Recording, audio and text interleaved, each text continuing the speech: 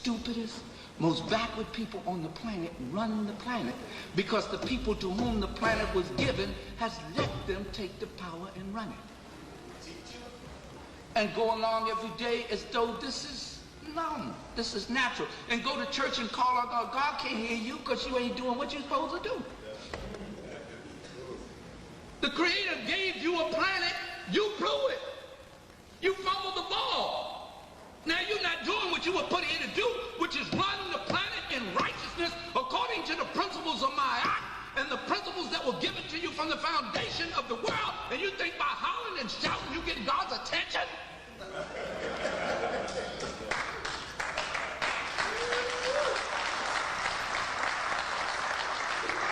You'll get the Creator's attention when you stand up like a man and like a woman.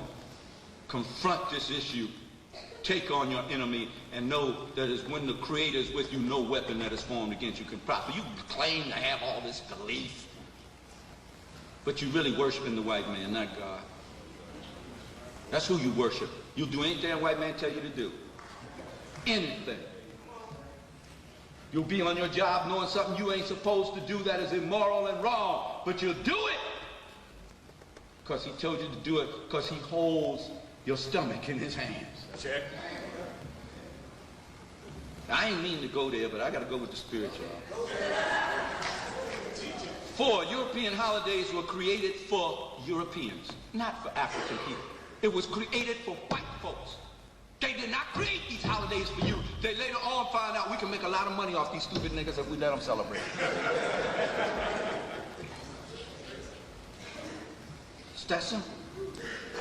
It was created for their needs, not our needs. So in celebrating them, you are not serving your own need.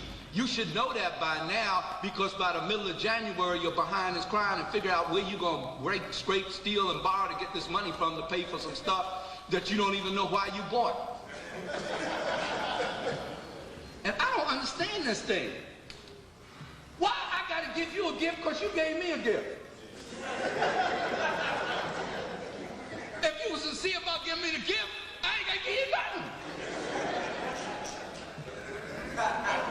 And why I got to give you a gift after, and what's this thing they call it? I'm trying to get into this, man, but it's taking me a while. Y'all help me now. Y'all pray with me. I don't care what name you pray in, just pray with me. What this thing called Black Friday?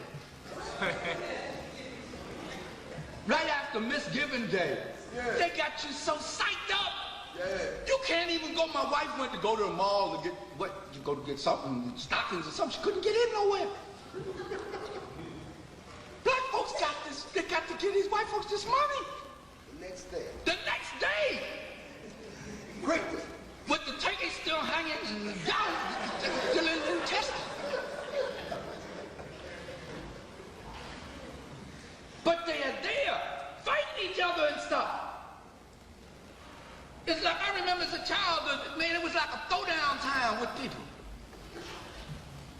And some of them bust each other in the head to get money so they could go in there and give it to this white man so that they can please Jesus. This is so confusing.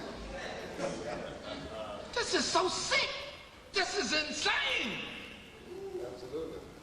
So, but everybody's doing it. Then we're living in a massive, humongous sanitarium. Right. In a nut house. One big nut house.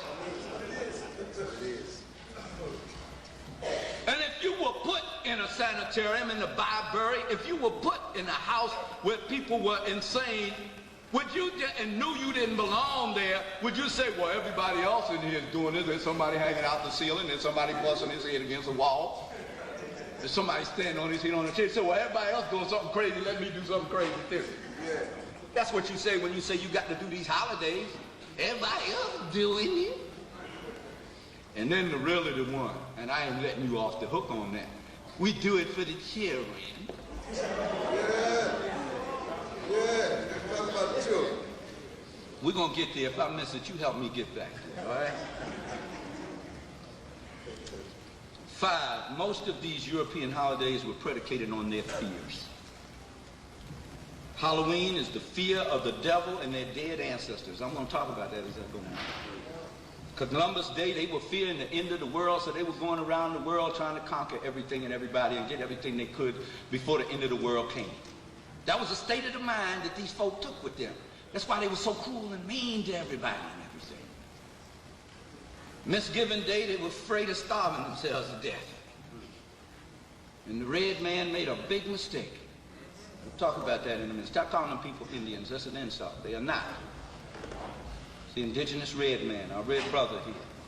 And Xmas was for fear of the devil and the imps getting them on Christmas Eve night. I hope we get a chance to talk about that. It's on the tape. And Easter was the fear of sin and its punishment by eternal damnation. And the 4th of July was the fear of the loss of control of their black slaves in the slave trade. Now let's move on. Y'all ready? Yes, sir. Y'all with me? Yes, sir. Now I might have to do a little reading here just to keep myself in line and not get off track. Do what you got. Let's deal with the first one now, which is Columbus Day, an orgy of death and destruction. First of all, let me tell you that this man, this Jew from Genoa, Cristobal Colon, was a criminal. Let's get that established. A criminal. That's what he was. He carried the original crime gene to this country with him. He is one of the most despicable characters that have ever lived on the face of this earth, and he opened the way for the transatlantic slave trade. What the hell am I going to celebrate him for? Why am I going to teach my children to celebrate him? He should not be viewed as a hero by our children. And you walk up in the school, any of these schools that be teaching your children this, that you have to pay your taxes for the support of that school. I think you have to do that in Maryland like you do in Pennsylvania and everywhere else. Even if you don't have children in school, you still got to pay taxes to the school. Then you're working for me because you're taking my money before I see my money. So this is what you teach my children, and this is what you don't teach my children, and especially in a predominantly African community. I don't want no Christopher Columbus being taught to my children as a hero. But it's in the textbook, then you need to get another one. I offer you Dr. Ivan Van Serner. I offer you a host of other scholars whose work is far more credible. But you are not going to teach this to my child, and my child is not going to celebrate any Columbus Day. And you go up to school on the first day when the school opens to get that stuff settled. Y'all scared of the school, ain't you? No. You're not. You must remember, they work for you. Now say this to yourself. They work for me. They work for me. I'm the boss. So I tell them what I want my children to know and nothing. That's what you are as the parent. Oh, they'll try to resist you. The school, boy, the school. We have to vote your butt in there. So we the boss. You take our money to pay for this, we the boss. My child does not salute the American flag. Huh? And they were making children who didn't salute the American flag stand outside the classroom. I say, you do that one more time, I'm going to be a wealthy man. I'm taking your butt to court and I'm suing the hell out you. Because you are working against their amendment, whatever amendment right that is. They have the right to make the choice here. And do you make Jews in this class salute a swastika? Woo! So how you gonna make me salute a flag that represents a country that enslaved and murdered my people? And it was legal to do it. For hundreds of years here, for almost 200 years it was legal to do it. Even after they banished it was still legal in the South and other places to heap this horror on us, and they can still find ways to do it. So I'm gonna salute something that represents my destruction. Y'all still with me? Y'all ain't ready to throw me out of here yet? Let me see if I can show my behind some more then. In spite of this fact, the textbooks in this country, in spite of the fact that Christopher Colon is a criminal, portray this criminal as an honorable man, and they emulate his holiday annually on October the 12th. Or the nearest Monday now, they've started doing that, which shows that actually money is more important to them than anything else. Actually, Europeans didn't feel that strongly about Christopher Colon. They didn't really start celebrating it as a holiday until 300 years after the fact. in October of 1792 is when it happened. But 500 years ago, this invasion on the Western Paradise, as we call it here, because it was not called America and should not be called America, that was an invasion. It wasn't a discovery. It was a criminal invasion on a people, because ever since they landed, the people had been subject to destruction. And you know what happened to us after they got rid of them. You still here? Yes. In 1492, we mentioned, Cristobal Colon opened the transatlantic slave trade. He had been in the slave trading business since he was 14 years old. The first voyage he made along the west coast of Mother Alkebu land, Misnamet, Africa, was to get slaves to take back to Spain and Portugal to sell them, to get captives, because we were not slaves, we were captives. So he started his career at the tender age of 14 doing this. So this was a regular way of life for him, this man that you celebrate on Columbus Day. And he took 10 Taino, or noble, indigenous people here, and forcibly took them back with him on his return voyage to Spain. This was the first quote-unquote slaves he took from this country. Then Admiral Cristobal Colon instituted a reign of terror as governor of the island of Hispaniola. Became the first South American dictator, was Cristobal Colon. I want you to remember him that way. In 1493, in response to the fact that most of the 1,500 indigenous people he had hunted down and rounded up and sent to Spain to be sold as chattel slavery in the marketplace, they died on the way, thus making his voyage unprofitable. And so he wrote to the King and Queen of Spain.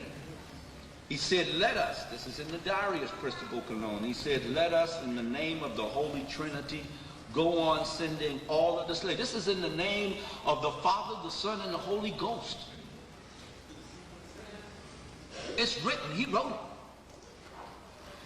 it. Let us go on sending all the slaves that can be sold. Then he added, they are so timid and nice. With 50 men, we could subjugate them all, reduce them to servitude, and make them do whatever we want them to do. In my book, African People and European Holidays, A Mental Genocide, book page 32, I'll quote him here. He says, I've traveled many places in the world. I've seen many people in many conditions. He says, but these people here are so tractable, so peaceful are these people, that I swear to your majesties, there is not in the world a better nation. They love their neighbors as themselves. So what did they need with his idea of God? They were already living that.